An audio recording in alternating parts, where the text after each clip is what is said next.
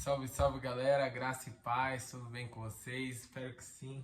Enfim, tô aqui para de alguma forma novamente falar da palavra de Deus. Desta vez iremos falar um pouco, da história de Neemias, e umas situações impressionantes, ele como um líder ali. Explicando basicamente o contexto, do que se passa no livro de Neemias. Neemias é um líder que se levanta, ali para ser um ajudador, ajudar o povo dele, E aí ele fica sabendo, que Jerusalém, enfim, está num estado deplorável, e aí ele é esse líder que vai ali liderar para a reconstrução dos muros de Jerusalém, Enfim, então eu quero pegar esse panorama um pouco, e ler algumas passagens aqui para a gente falar um pouco a respeito do que Neemias tem a ver com guerra espiritual, uma guerra interior e, enfim, as guerras exteriores que nós temos, Enfim, o livro de Neemias, ele dá muito essa ideia da reconstrução, E nós, como filhos amados, estamos sendo reconstruídos também, Nós tínhamos um padrão lá no Éden maravilhoso, e aí aconteceu a corrupção, do homem, enfim, e aí caiu toda a beleza, toda a magnitude foi perdida, enfim, e aí começou toda a tragédia na vida dos seres humanos. Então, esse livro, você pode trazer essa interpretação de que você está sendo reconstruído pelo Pai. E essa reconstrução exige esforço, descanso no Pai, mas uma dedicação, uma disciplina a partir do descanso do Pai, Enfim, então eu vou ler um pouco para vocês, principalmente a parte, enfim, do capítulo 4, Sanbalat, que é um dos inimigos, ele vai falar assim, ó: Sanbalat ficou furioso quando soube que estávamos reconstruindo o muro. Indignou-se e zombou dos judeus. Disse na presença de seus companheiros e dos oficiais do exército samaritano: O que esse punhado de judeus fracos pensa que está fazendo? Imagina que serão capazes de construir o muro em um dia só? Só porque ofereceram alguns sacrifícios? Pensam que podem fazer algo com pedras queimadas que tiraram de um monte de entulho? Tobias, o amonita, estava ao seu lado e comentou: Basta uma raposa subir lá e esse muro de pedra desaba. E, enfim, então, sempre que nós nos posicionamos como filhos amados, nós começamos a tomar algumas atitudes para uma melhoria na nossa vida, a edificação do nosso lar, enfim, tudo que nós estivermos ali empenhados a trazer o céu na terra, o céu na sua casa, o céu em você mesmo, nesse sentido, vão aparecer oposição. Então, essas pessoas significam oposição contra o reino que vai avançar dentro de você. Enfim, então é uma guerra espiritual, Então, nesse sentido, Neemias já entende isso. E aí, olha o que ele faz.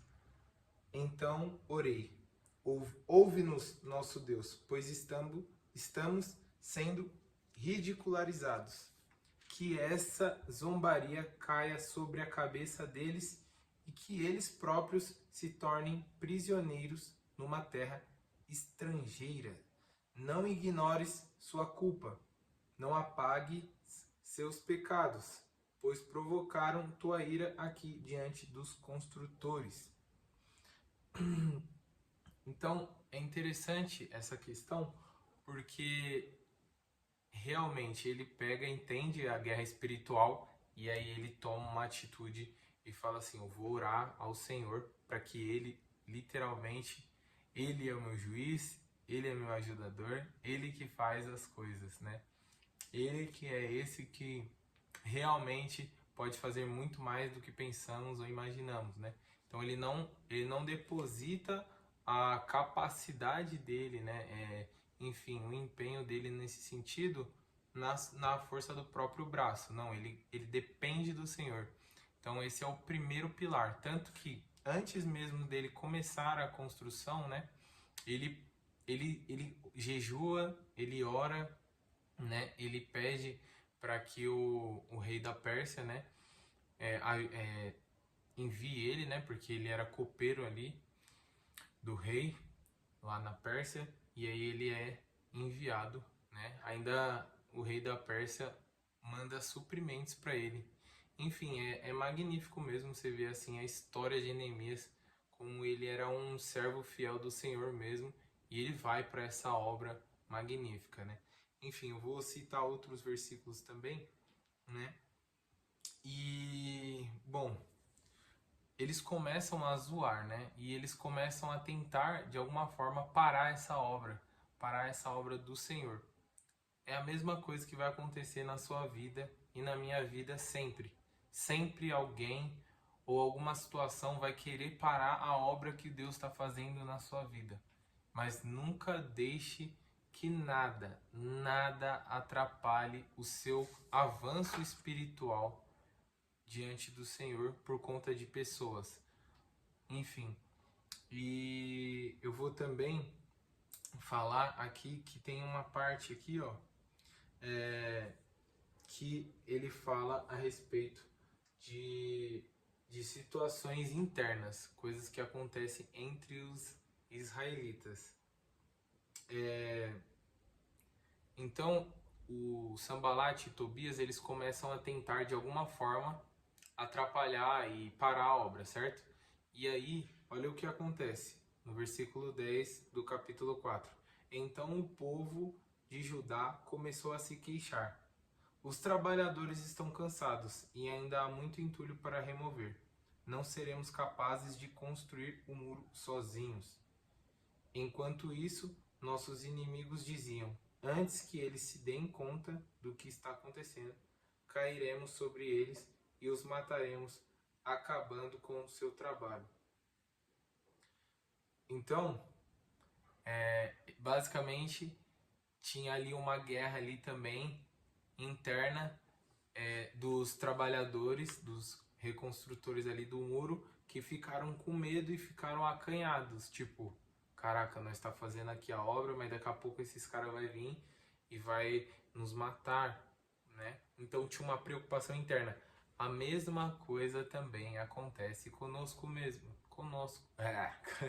conosco, no sentido de que sempre haverá algumas dúvidas internas, alguns dardos do maligno que irão de alguma forma tentar te abalar, tentar te tirar da reconstrução do muro, da reconstrução da sua vida interior, da reconstrução, enfim, do que você tem, como o Senhor te confiou algum projeto, alguma coisa, enfim. E vai vir sempre algum dardo, alguma coisa para querer te tirar daquele lugar também. Seja externo, seja interno. Sempre haverá alguma situação que vai tentar te parar. Enfim, continuando. É muito interessante isso, né? Porque é literalmente uma guerra espiritual. Assim como em Efésios fala, aqui fica bem claro essa guerra espiritual que acontece, né? Porque aqui ele tá falando literal, né? Aconteceu literalmente isso. Mas trazendo para Efésios, né? Efésios 6, que ele fala, Efésios 6, versículo 11, ele fala: vistam toda a armadura de Deus. Então é a mesma coisa. Nós devemos viver sempre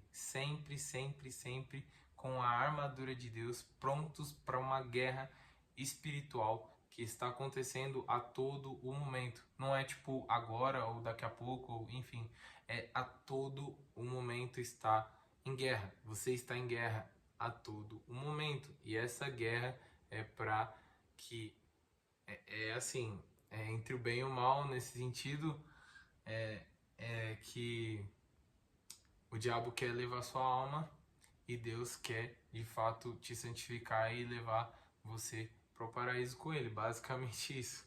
É uma guerra. E ela está acontecendo a todo o momento, certo? Então, trazendo um pouquinho para a prática da nossa vida diária, eu sempre estou batendo na tecla com os amigos e pessoas mais próximas de que você não pode abandonar o lugar de oração e nem o lugar da leitura da palavra diariamente, porque diariamente o diabo anda ao derredor rugindo como um leão e ele está tentando tragar a sua vida. Enfim, então você não pode deixar de maneira alguma, deixar um só dia sem ler a palavra de Deus para purificar e para te santificar e orar para que você de alguma forma eleve sempre todas as suas súplicas para Ele, porque Ele cuida de você. Então é isso. Vamos lá, vou continuar aqui e eu vou ler agora o versículo 21. Trabalhávamos o dia inteiro, do nascer do sol, do nascer ao pôr do sol. E metade dos homens estava sempre de guarda. Nessa ocasião, eu disse aos que moravam fora dos muros que passassem a noite em Jerusalém. Assim, eles e seus servos poderiam ajudar na guarda à noite e trabalhar durante o dia. Olha aqui, aquilo que eu falei. É uma guerra a todo o momento.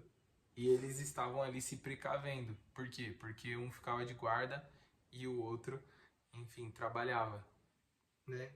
Tem até uma música lá na nossa igreja que fala, né? Uma mão na espada, a outra na enxada. Enfim, é justamente isso. Porque nós não podemos, de maneira alguma, descuidar, sabe? Enfim, aqui no versículo 23 ele vai falar assim, ó: carregávamos sempre nossas armas, até mesmo quando íamos beber água. Então, e tem outro versículo aqui, né? Eu acredito que, deixa eu ver aqui, né? Aqui, ó, é no versículo 18. Todos os construtores tinham uma espada presa à cintura. Tá vendo? Então, todo mundo estava entendendo ali que estavam em momento de guerra. Uma espada, a espada do Espírito aqui, a palavra de Deus, certo? Então nós não, né, em Efésios vai falar que nós não lutamos contra carne e sangue, mas contra potestades, principados. Então é essa a realidade de que eu sempre estou lendo e guardando na minha memória também, para que quando eu precisar da palavra de Deus, não saia outra coisa a não ser palavra de Deus da minha boca. Então é a mesma coisa, né? Sempre estaremos ali em guerra e precisamos estar munidos das nossas armas espirituais. Então é maravilhoso você ver o livro de, de Neemias a partir da perspectiva da guerra espiritual que está acontecendo ali, tanto interna quanto externa, enfim, então sempre está acontecendo essa guerra, né? É maravilhoso mesmo, né? Então é isso basicamente, galera, que nós venhamos ter essa sabedoria de nunca abandonar um dia sequer o lugar secreto, a leitura da Bíblia, o devocional. Quanto mais práticas espirituais nós tivermos, quanto mais nós exercitarmos nosso homem interior, né, o homem espiritual, mais estaremos sendo, nesse sentido, vivendo uma vida leve, uma vida tranquila na presença do Espírito Santo, né? Não vou falar aqui que não vai ter aflições, né? Porque até mesmo Jesus fala: no mundo tereis aflições, mas tem de bom ânimo, pois ele venceu o mundo. Então é isso, galera. Fiquem com Deus. Espero que essa palavra possa ter abençoado a vida de vocês.